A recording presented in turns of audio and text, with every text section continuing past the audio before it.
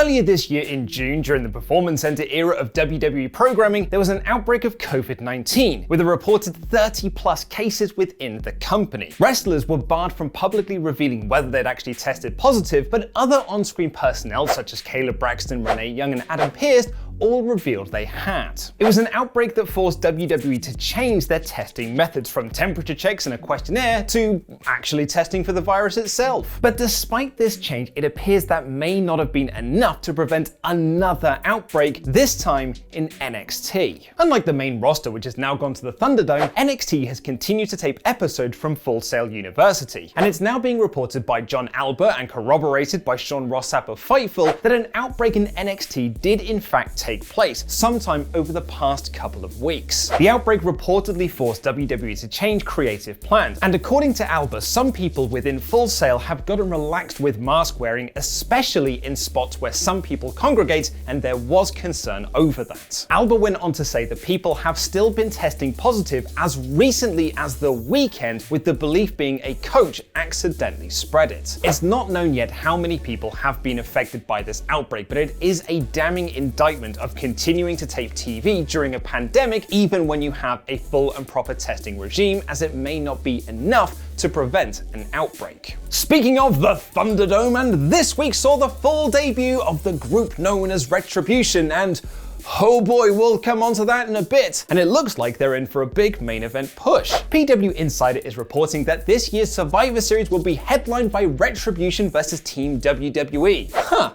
A group of invaders from NXT taking on Team WWE in an elimination match? Can't see that going wrong at all. Interestingly, there are 5 members of the group, with 3 lads and 2 lasses, so could this be our first ever intergender Survivor Series main event? What we need is someone to stop Retribution, a big WWE return, someone who can come back and put a stop to their dastardly ways. Or, you know, him. According to WrestleVote's Robert Roode, who's been away for months, is expected to return to Raw within the next week or 2, possibly even tonight. Well, as he didn't return on last night's episode of Raw, we can expect him in the next couple of weeks, probably on Raw Underground or something. Roode has been out of action since lockdown, as he was stranded in Canada, unable to travel to the United States, but now he's able to, I guess. And speaking of stuff that doesn't make any sense, here's a review of last night's Raw in about 5 minutes.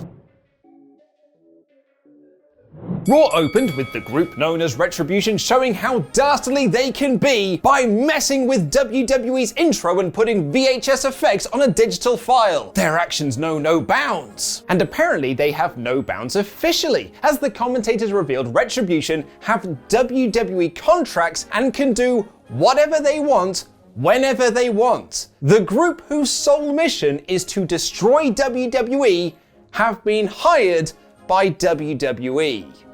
Cool. This group threw Molotov cocktails, broke windows with cinder blocks, and tore up a ring with a chainsaw, and WWE thought to themselves, better sign those guys to contracts and pay them. They also took off their masks to reveal themselves as Bane, Casey Jones, the baddie from Mad Max Fury Road, and a couple of anti-mask protesters who are super angry at Walmart staff and post selfies online to own the libs. We also found out later they've got new names, and they're just as lame as you think they can be. Dominic Dijakovic has been renamed to T-Bar, Dio Madden is now Mace, and Shane Thorne is Slapjack. This is DOA levels of lame. I went to WWE.com to see if Mia Yim and Mercedes Martinez have got new names, but they're just still listed as themselves, which shows you how seriously WWE are taking this angle, I guess. Hurt Business came out for a fight and a match was made later on. This was not a good debut for the group. Like, I know they've been around for months, but this is the first time we've seen their faces and them being booked in a match, and it all feels so lame and try-hard.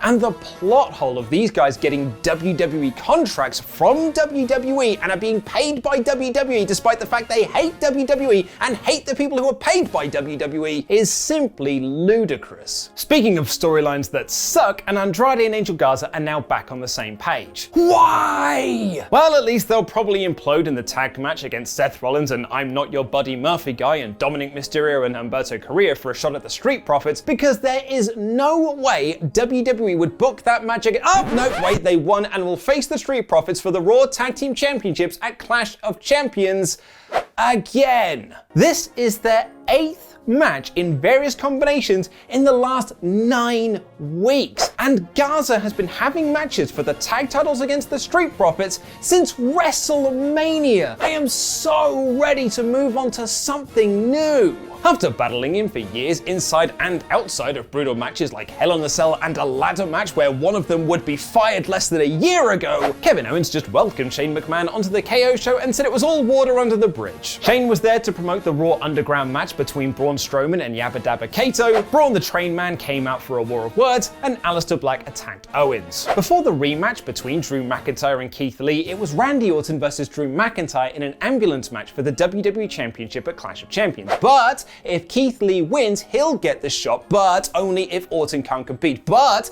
if Lee wins and Orton can compete, then Orton still gets the title shot, and oh no, I've gone cross-eyed. Doesn't matter anyway because the match ended in a DQ. Fun fact, 4 out of 6 Keith Lee matches on Raw have either ended in a DQ or no contest. Keith Lee deserves better. Orton cut a decent promo saying he was always going to be at Clash of Champions and he'll win the title. Mickie James took on Zelina Vega for a shot at Asuka at the pay-per-view, with the commentators basically skipping over the botched finish of last week. Vega won the short encounter, which is her first singles win in WWE since the 7th of August 2018. Bianca Belair showed how strong she is in a video package, and R-Truth did some comedy with the 24/7 title that, I think, ended with Akira Tozawa being eaten by a shark. If you can't tell, I was not that into this episode of Raw, and it didn't get much better.